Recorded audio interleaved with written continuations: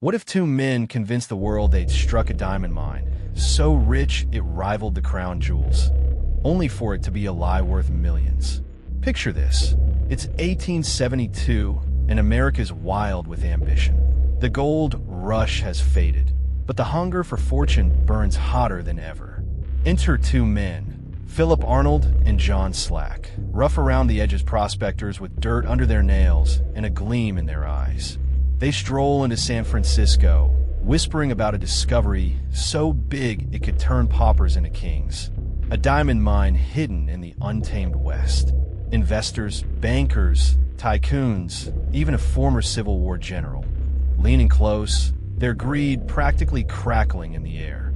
Within months, these two nobodies have the elite eating out of their hands, pouring cash into a dream that's too good to be true. Because it is. Welcome to the Mastermind Files True Crime, where we don't just recount crimes. We peel back the layers of the minds behind them. This is the story of the great diamond hoax of 1872, a scam so audacious it fooled the sharpest players of the Gilded Age. Arnold and Slack weren't your typical con men. They didn't rely on guns or brute force. No, their weapons were sharper, a keen read of human nature, a knack for timing, and a story so irresistible it practically begged to be believed. This wasn't about violence, it was about mastery. Psychological chess played on a board of greed and trust. It starts with a single, calculated move. The pair walks into a San Francisco bank, looking like they've just crawled out of the desert. They're cagey, reluctant, perfectly rehearsed reluctance, mind you, and they drop a leather pouch on the counter. Inside, a handful of rough, glittering stones. Diamonds, they claim, from a secret spot they won't name. The banker's skeptical, but curiosity wins. He sends the stones to a jeweler. The verdict comes back, real. Suddenly, the room's buzzing. Word spreads like wildfire, and the con is off the ground. What's brilliant here isn't the stones, it's the psychology. Arnold and Slack knew their marks. Men who'd made fortunes betting big, who saw themselves as too smart to be fooled. The prospectors played it coy, never overselling, letting the investors' own egos fill in the blanks. They dangled just enough bait, a few gems, a vague tale of a rugged find, to hook the fish. And oh, did they bite? Soon, names like William Ralston, a banking titan, and George McClellan, the Union general turned businessman, are circling, ready to stake their reputations on this glittering mirage. But here's where it gets juicy. The duo didn't just sell a story, they staged it. They led a group of eager investors on a trek to a remote patch of land, salted with just enough diamonds and rubies to dazzle the untrained eye. The Marks didn't know they were walking into a theater, every rock placed by hand, every detail choreographed. It was a con built on illusion, yes, but also on understanding what makes people tick. The thrill of being in on something exclusive, the rush of outsmarting the crowd. New to the Mastermind Files True Crime? We don't just tell crime stories. We decode the psychology behind them. Hit subscribe, turn on notifications, and join us as we unravel the minds of masterminds. Because this tale, it's only the beginning. Arnold and Slack are about to take their game to a level so bold, it'll leave you wondering, how far can cunning really carry you? Stick around. There's a deeper layer to this hoax, and it's darker than you think. Let's rewind a bit. Philip Arnold and John Slack didn't stumble into this scam by accident. These weren't wide-eyed dreamers. They were survivors, shaped by a world that rewarded grit and guile. Arnold, a Kentucky-born jack of all trades, had bounced from cattle driving to gold prospecting, picking up a sharp eye for opportunity along the way. Slack, his quieter shadow, was a drifter with a knack for following orders and keeping secrets. Together, they were an odd pair. Arnold the talker, Slack the listener. But beneath their dusty exteriors burned a shared hunger, not for diamonds, but for power over those who thought they held it. Their scheme took root in 1871, when Arnold landed a job at a San Francisco diamond firm. It was grunt work, sorting stones, but gave him access to something priceless: knowledge. He learned how gems were cut, valued, and, crucially, faked. He pocketed a few rough stones, cheap ones nobody'd miss, and started dreaming bigger. The idea hit like a lightning strike. Why hunt for wealth when you could make others hand it over? Slack, loyal and pliable, was the perfect partner. They'd sell a mine that didn't exist, and they'd do it with stones they already had. The first move was pure theater. Early 1872, they hit that San Francisco bank with their pouch of findings. Arnold spun a tale, vague, gritty, just believable enough, about stumbling onto a diamond field out west. Slack nodded along, playing the strong, silent type. The stones? A mix of real low-grade diamond from Arnold's job and others they bought on the cheap. Nothing fancy, but to a banker's untrained eye, they sparkled like a jackpot. The key wasn't the gems, it was the act. Arnold's hesitation, Slack's guarded glances. They sold the story better than any sales pitch could. From there, the plan snowballed. Word reached William Ralston, a banking mogul with a nose for profit, and he bit hard. He sent the stones to Tiffany and Company in New York for appraisal. Arnold and Slack held their breath. If the jeweler called bluff, it was over. But Tiffany's report came back glowing. The stones were real, worth a fortune if the mine was as rich as claimed. The con men didn't cheer, they smirked.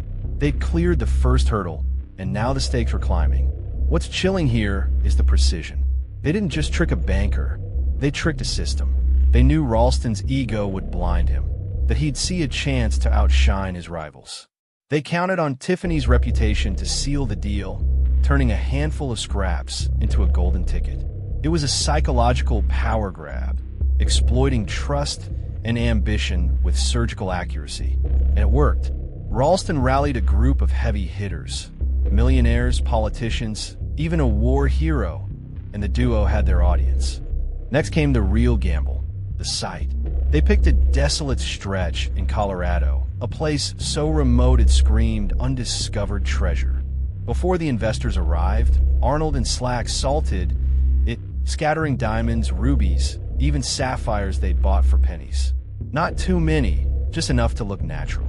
It was a masterstroke of staging, a lie so tangible you could hold it in your hand. The investors were hooked, and the con men were in deep. But this was just the opening act. The real test was coming. Bigger players, bigger risks, and a scheme about to stretch further than even they might have planned. How do you keep a lie this big from cracking? That's where the brilliance and the danger really begins. By mid-1872, Arnold and Slack's scam was no longer a whisper, it was a roar. Their salted Colorado site had worked its magic. Investors trekked out, boots crunching on rocky soil, and came back wide-eyed, clutching gems they'd found themselves. William Ralston, the banking kingpin, was all in, dreaming of a diamond empire to rival Europe's.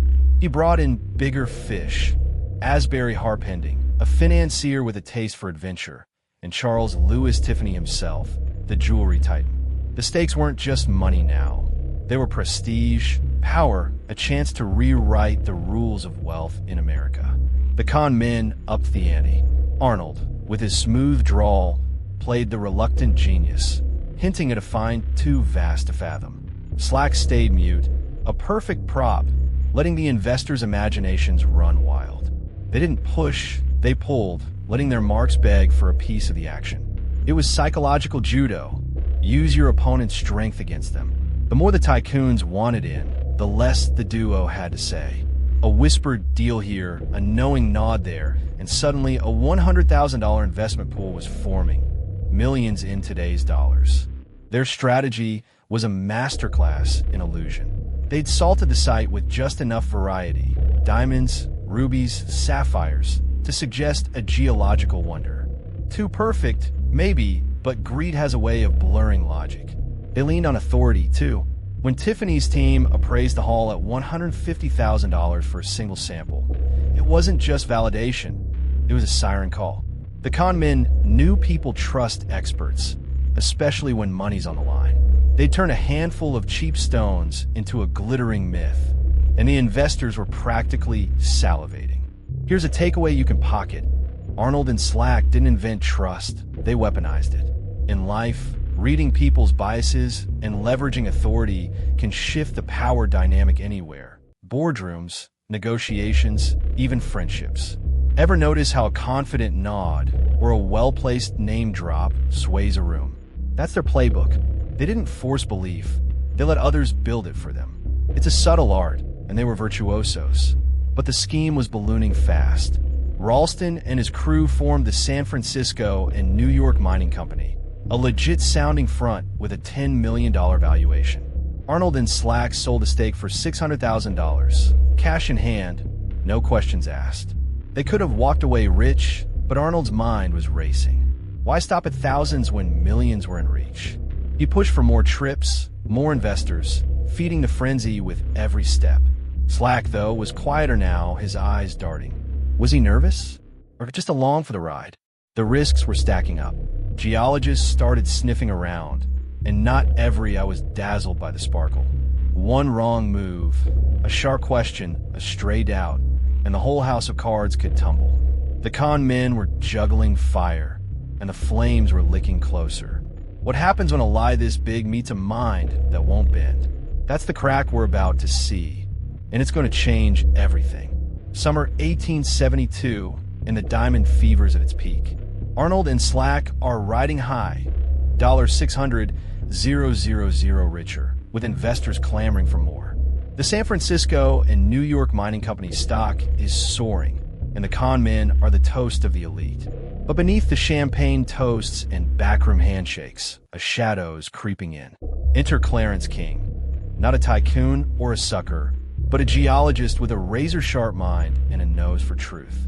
He's young, ambitious, and leading the U.S. Geological Survey.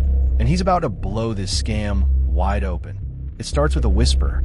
King hears about the diamond field. Too perfect, too convenient. Rubies, sapphires, diamonds, all in one spot? Nature doesn't play that neat. He rounds up his team, men who know rock like it's their native tongue, and heads to Colorado. No fanfare, no warning, just a quiet trek to the site Arnold and Slack had so carefully staged. What he finds isn't a treasure trove, it's a crime scene. The stones are there, sure, but they're wrong. Cut marks on some, others scattered like they've been tossed from a bag. It's not a mine, it's a setup. The twist hits like a gut punch.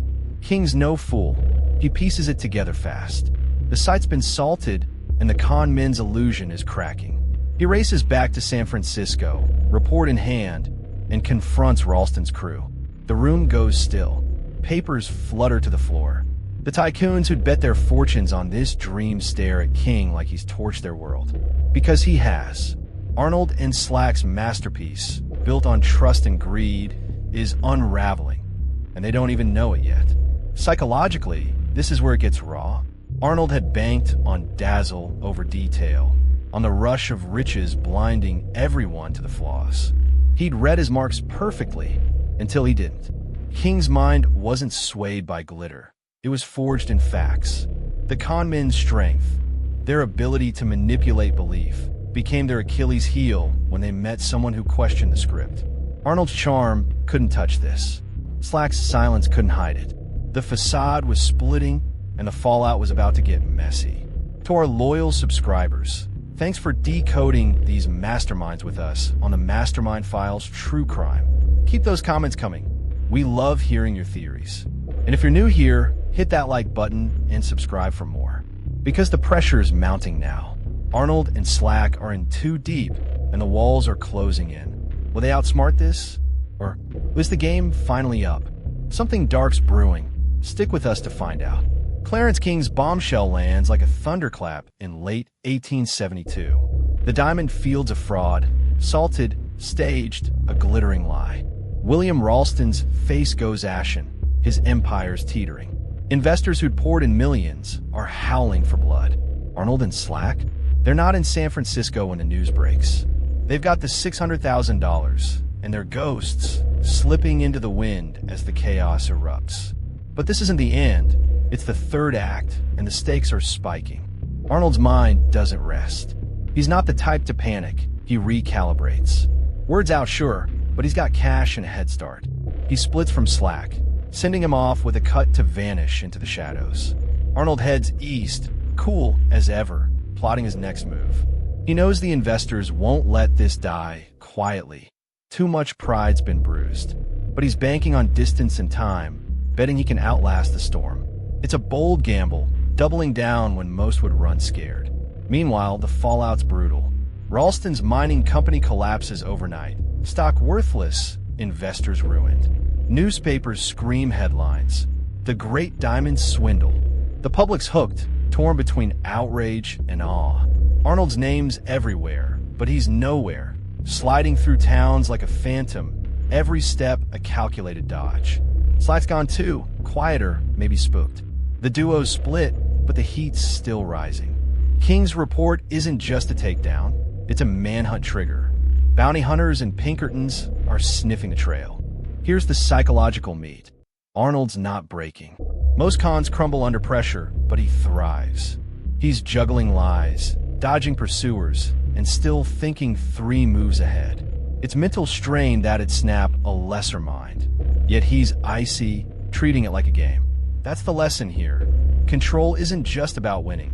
It's about staying sharp when the board flips. Ever faced a crisis at work or home? Arnold's trick was focus, cut the noise, weigh the odds act. It's a cold kind of power, and it kept him free. But the net's tightening. King's not done. He's pushing the story, mapping the scam scale. Investors hire trackers, and rumors swirl. Arnold's in New York, Slack's in Mexico. The con men's split buys them time, but it's a miscalculation brewing. Arnold's too cocky, Slack's too soft. Cracks in their armor are showing. The chase is on, and it's about to force a reckoning. Will they slip the noose, or has their luck finally run dry? The answer's coming, and it's not what you expect. Winter 1872, and the diamond hoax is teetering on a knife's edge. Philip Arnold's on the move, a shadow darting through America's backroads. $600,000 split between him and Slack. The Pinkertons are closing in, fueled by furious investors and a press that won't let the story die. Slack's gone dark. Some say Mexico.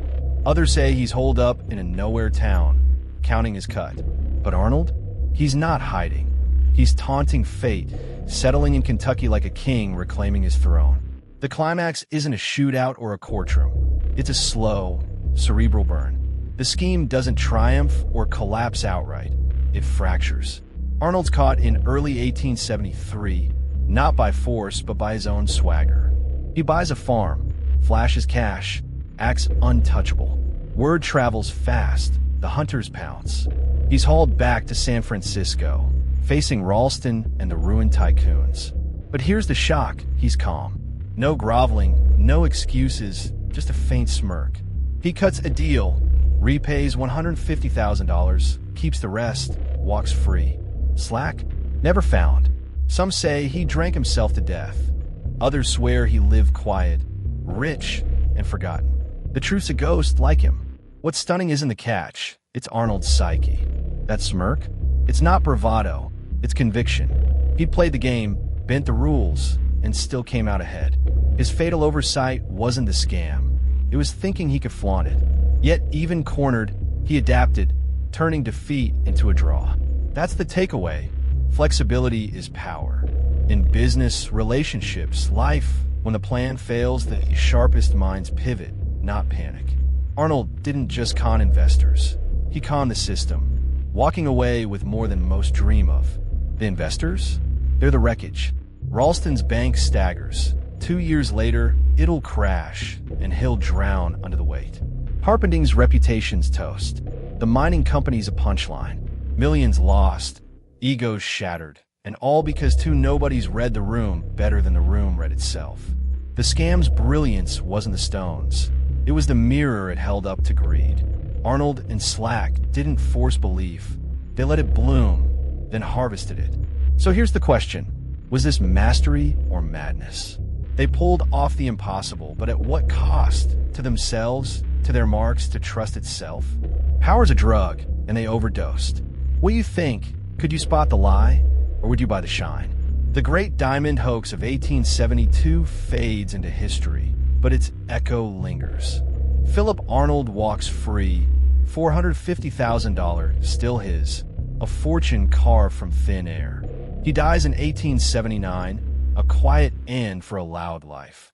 Some say a stroke, others whisper poison from old enemies. John Slack vanishes, a riddle unsolved. Dead drunk or living rich? No one knows. The investors lick their wounds. William Ralston's bank fails in 1875, and he drowns days later, a broken man. The scam's toll isn't just cash. It's trust, shattered across a nation chasing dreams. What's left is a psychological scar. This wasn't a heist of gold or guns. It was a heist of belief.